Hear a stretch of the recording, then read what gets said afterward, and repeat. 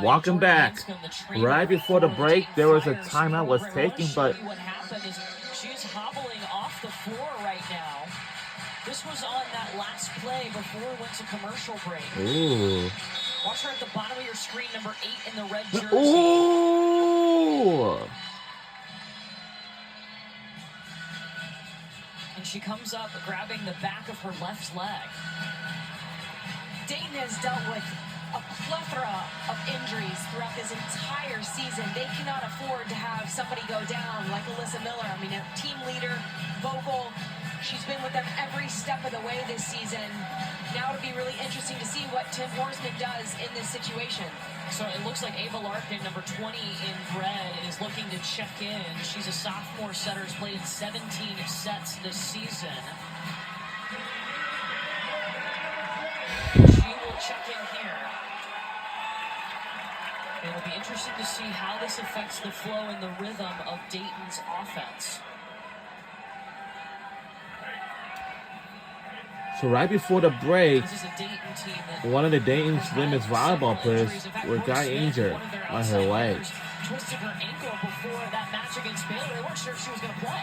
And she played fantastic last week against Baylor. And then at practice yesterday, somebody got hit and they're like, no, we can't afford to lose anybody. And then to lose Alyssa Miller right now is tough. Worth mentioning, Brooke Smith is in the position of L2 because of an injury to Tina Russell. They're starting left side. Aaliyah Williams is also on the right side. She's just part of that block there. Aaliyah Williams is a natural middle. She's on the right side because of injury as well. So they've had to reshuffle this situation in their lineups quite a bit throughout the entirety of the season. So the block gets the point for Dayton, but you saw that first set coming out of the hands of Ava Larkin. Maybe a little adrenaline flowing. It was a bit wide. Emily Young behind the service line. And so get the ace. Hard to come into a match completely cold with no adrenaline yet. I'm sure once she got her number called, there's some adrenaline flowing through her body, but it'll take a few plays. So Nebraska calls timeout as Dayton creeping back up. Dayton jumped out to an early lead in this set before Nebraska was able to regroup. But if you're just tuning in, Dayton's starting center, Alyssa Miller, was helped off of the floor, and the sophomore Ava Larkin has stepped in her place. What have you noticed about Nebraska's start in this first set? I thought there were some nerves early. We saw some weird unforced errors and a misconnection from Bergen Riley to one of the middle attackers. So a little bit of a slow start, but settling into their game. Yeah, it seems like after the first, 8 points for Nebraska, they started to settle in. Defensively, have come on. Becca Alec obviously was potent when she was in the front row out of the middle. But I've been very impressed with Dayton and the fact that they have not flinched. I mean, this is a hard environment, a challenging environment to walk into. You're playing a number 1 seed on their home court in a venue that is absolutely packed to the brim. I mean, there's standing room only right now here tonight. Dayton, absolutely fearless, looks ready for the moment. The NCAA Women's Volleyball Championship takes place next week in Louisville. The semifinals are Thursday on ESPN. The championship match Sunday, December 22nd on ABC. For more information, go to ncaa.com, your official online home for all 90 NCAA championships. Nebraska, a program that has won 5 national titles. Trying to make it back-to-back years in the national championship match.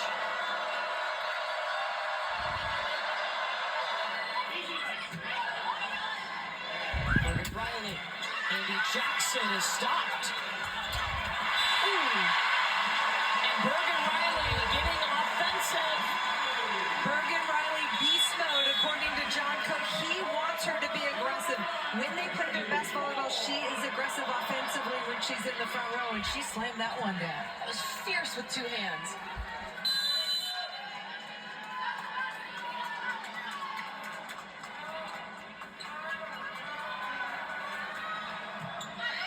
Kennedy Orr. Kaminsky passes. Harper Murray out of the back row.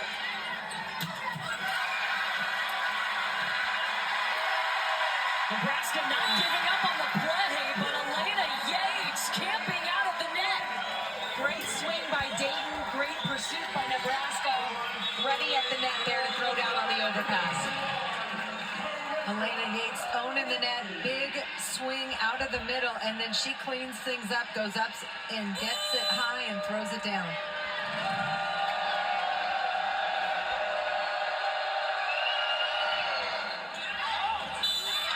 Service error by Carissa Kaminsky. And Alyssa Miller coming back to the floor with tears in her eyes and her left leg wrapped. Oh, you just absolutely hate to see it. You work so hard to get to this moment, to be able to play in a match like this. And within the first set, you have an injury. Just feel for Alyssa Miller right now. Taylor Land. I say no more tipping from Taylor Landfair. When you can hit the ball like that, let it fly. And Alyssa Miller, the Kansas native, a first-team All-A10 selection, all-region selection, was having a career year. Injured right now on the sidelines for Dayton. Well, you cannot state enough that Dayton is in this position in part because of Alyssa Miller and the job that she has done leading this team and running this offense. So you absolutely hate to see that she is injured right now in one of the biggest moments of their careers. But Ava Larkin now tabbed. You got to come in, next man up mentality, and run this offense in an efficient way. Dayton calls its final timeout in this set. Nebraska 3 points away from taking the opening set.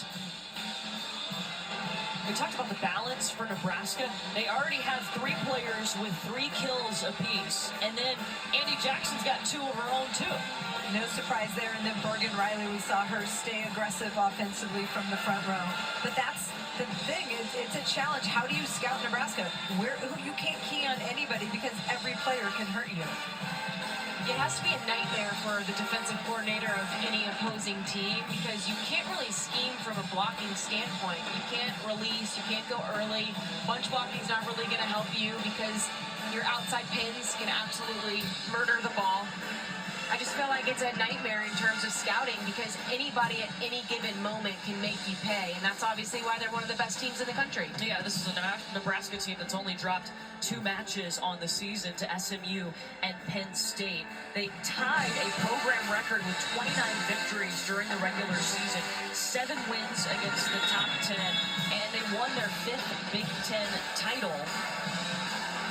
Just a solid season for Nebraska. John Cook said this is the toughest Big Ten schedule he's ever had with the addition of the new schools, UCLA, USC, Oregon, Washington. Made it much more challenging. And you pair that with their non-conference schedule, which is also challenging. But you know what? It makes them ready for the NCAA tournament. Absolutely. And that's the whole goal.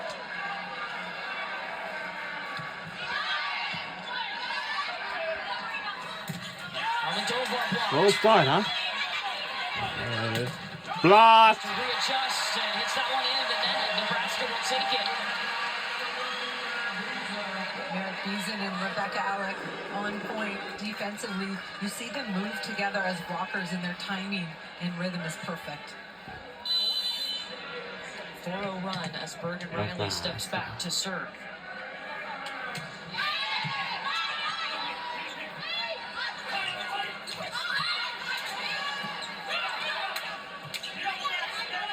Free ball to the Huskers. Set point, Nebraska.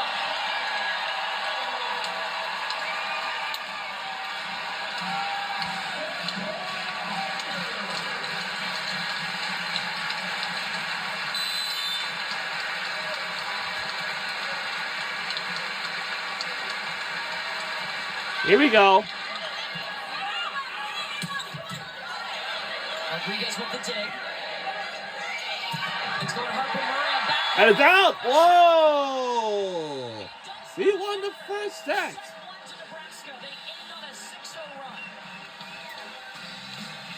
Dayton came out strong and really pushed them. I mean, Nebraska only hit 273. Those are not blistering numbers. But Nebraska on top of Dayton in the first set, 25-17.